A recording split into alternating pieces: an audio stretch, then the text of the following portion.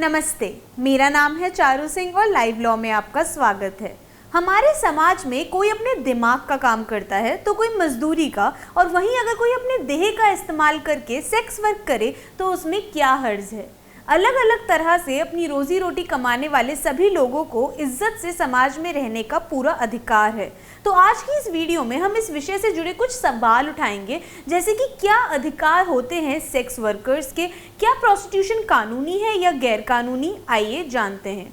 कुछ समय पहले हमारे सुप्रीम कोर्ट ने सेक्स वर्क को कानूनी करार दिया था और कहा था कि पुलिस इसमें इंटरफेयर या हस्तक्षेप नहीं कर सकती। यह कहा गया कि सेक्स वर्क भी एक तरह का प्रोफेशन है, एक तरह का व्यवसाय है, और इस व्यवसाय से जुड़े लोगों को भी इज्जत की जिंदगी जीने का पूरा अधिकार है और उन्हें भी समान रूप से कानूनी सुरक्षा मिलनी चाहिए। और अगर कोई एडल्ट यानी बालिग व्यक्ति अपनी मर्जी से इस कार्य से जुड़ा है तो पुलिस ना तो उससे काम में इंटरफेयर या हस्तक्षेप कर सकती है और ना ही उनके खिलाफ आपराधिक कार्रवाई शुरू कर सकती है। अदालत ने यह भी माना कि इस देश के हर व्यक्ति को संविधान के अनुच्छेद 21 के अंतर्गत एक इज्जतदार जिंदगी जीने का अधिकार है और ये अधिकार सेक्स वर्कर्स के पास भी मौजूद है। पुराने समय में सिर्फ महिलाओं को वेश्या रूप में देखा जाता था, सिर्फ महिला ही सेक्स वर्कर्स होती थी और पुरुष उनके ग्राहक होते थे। लेकिन 21वीं सदी में पुरुष, महिला और ट्रांसजेंडर्स सभी इस पेशे में काम कर रहे हैं। बीबीसी की एक रिपोर्ट के मुताबिक भारत में वेश्याओं के रूप में पुरुषों की संख्या काफी तेजी से बढ़ रही है और रिपोर्ट में यह भी कहा गया कि जब भी उन्हें कोई महिला ग्राहक नहीं मिलती तो वो पुरुष ग्राहकों को भी सेक्स बेचते हैं।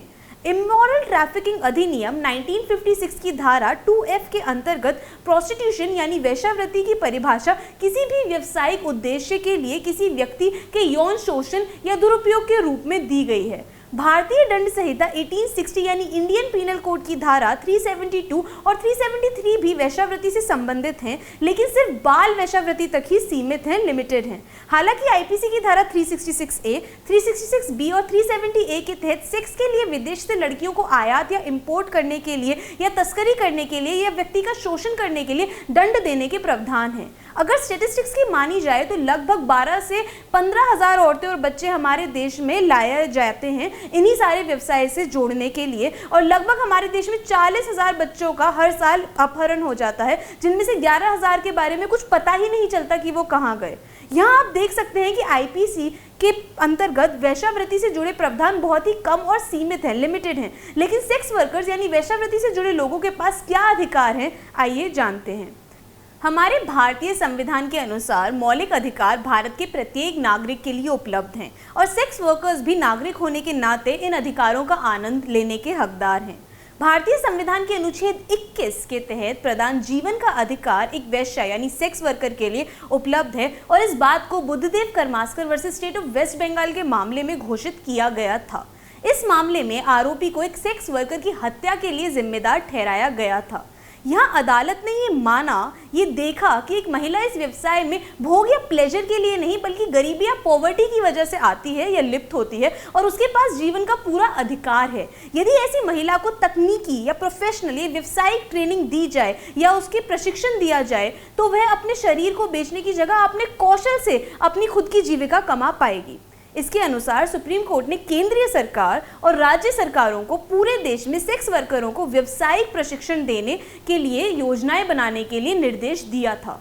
लेकिन अगर वेश्यावृत्ति या प्रोस्टिट्यूशन अगर कानूनी तौर पर सही है, ये गैर कानूनी नहीं है, तो इन्हें ऐसे छुप छुप के अंजाम क्यों दिया जाता है।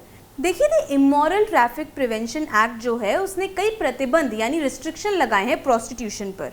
इस अधिनियम की धारा 3 के अनुसार अगर कोई एक वैश्यालय या कोठा या ब्रोथल रखता है या अपनी खुद की किसी जगह को ब्रोथल की तरह इस्तेमाल करने के लिए अनुमति देता है या उसे किराए पर चढ़ाता है तो ये एक दंडनीय अपराध होगा। इस अधिनियम की धारा 4 के हिसाब से किसी सेक्स वर्कर की कमाई पर जीना भी एक अपराध है और ये अधिनियम ऐसे सेक्स वर्कर के परिवार को भी इस अधिनियम से अलग नहीं मानता, अलग नहीं करता। यानी अगर आपके घर में कोई ये काम करता है और आप उसकी कमाई पर जी रहे हैं तो आपको दंड मिल सकता है। अधिनियम की धारा 5 के अंतर्गत वेश्यावृत्ति के लिए व्यक्ति को खरीदने, प्रेरित करने या लेने के लिए दंडित किया जाता है। ये धारा दलालों और ब्रोथल्स के मालिकों को और तस्करी करने वालों को लक्षित करती है। अधिनियम की धारा 6 उन लोगों को दंडित करती है जो एक यौन कर्मी को वेश्यालयों में या किसी ऐसी जगह पे बंद करके रखते हैं जहां वेश्यावृत्ति का काम किया जाता है। ये धारा विशेष रूप से बिचौलियों और वेश्यालयों के मालिकों को लक्षित करती है। अधिनियम की धारा 7 वेश्यावृत्ति को सार्वजनिक स्थानों पर करने से रोकती है। और यहाँ पे सार्वजनिक स्थान कोई भी हो सकता है जो एक कमिश्नर ऑफ पुलिस या फिर चीफ मिनिस्टर या मजिस्ट्रेट ने घोषित किया हो, जैसे एजुकेशनल जगहें, पूजा की जगहें। तो ऐसी जगहों के 200 मीटर दूर तक कोई भी वेश्यावृत्ति का काम एक महिला या कोई भी व्यक्ति नहीं कर सकता है। ये ध्यान रखने की बात है। और इसके बाद एक और अधिनियम की धारा है 8, उसके अनुसार सेक्स वर्कर्स को वेश्यावृत्ति के उद्देश्य से किसी व्यक्ति को अपनी तरफ रिझाने या इशारा करने या आमंत्रित करने की अनुमति नहीं है। वो किसी को ऐसे इशारे करके नहीं बुला सकते। अब आप देख ही सकते हैं कि सेक्स वर्क करने की अनुमति है, ये गैर कानूनी नहीं है, लेकिन ये करने के जितने भी तरीके हैं उन सब पे एक दंड दिया गया है, यानी काम करना बहुत ही ज्यादा मुश्किल है। आप बाकी के बाहर के देशों को देखेंगे जैसे न्यूजीलैंड, फ्रांस, तो वहाँ पे कई सुरक्षा करने वाले प्रावधान हमारे पास मौजूद है जहाँ पे एक महिला या कोई भी व्यक्ति अपने आप को बचा सकता है, अपनी कमाई को बचा सकता है। लेकिन भारत में हर जगह इतनी ज्यादा मुश्किलें हैं, पुलिस का इतना हस्तक्षेप है कि इस व्यवसाय को ढंग से नहीं किया जा सकता। आज की इस वीडियो में इतना ही। आगे की जानकारी के लिए बने रहिए हमारे साथ सिर्फ और सिर्फ लाइव लॉ पे और सब्सक्राइब करना ना भूलें। धन्यवाद।